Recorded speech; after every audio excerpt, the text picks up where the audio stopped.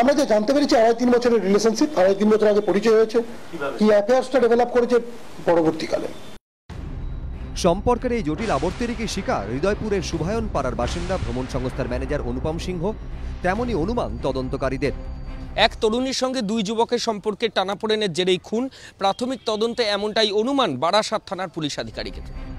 পুলিশের দাবি, প্রায় 5 বছরের সম্পর্কের পর বছরখানেক আগে অনুপমের সঙ্গে বিয়ে হয় মনুয়ার। কিন্তু তরুণী ভুলতে পারেননি প্রেমিক অজিতকে।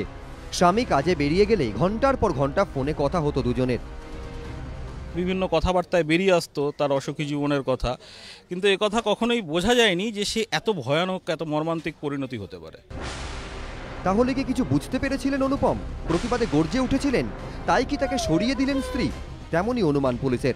তদন্তকারীদের দাবি, স্বামীকে খুনের পর পুলিশকেও বোকা বানানোর চেষ্টার কসুর করেননি মনুয়া।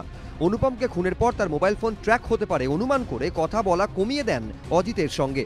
পুলিশের দাবি, অজিতের সঙ্গে যখন কথা হতো মনুয়ার তখন বলতেন তিনি অনুপমকে খুব ভালোবাসতেন, স্বামীকে তিনি খুন করেননি। কি করে যে কি হয়ে গেল।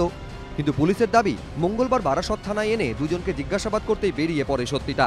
তদন্তকারীদের দাবি, স্বামীর পাশাপাশি প্রেমিকের সঙ্গেও সম্পর্ক রাখতে চেয়েছিলেন তরুণী। তারপর পরিকল্পনা করেছিলেন স্বামীকে সরিয়ে প্রেমিককে বিয়ে করার। শেষমেশ সব শেষ। গ্রেফতার 2, ময়ূখ ঠাকুর চক্রবর্তী ও সমীরণ পাল। এবিপি আনন্দ।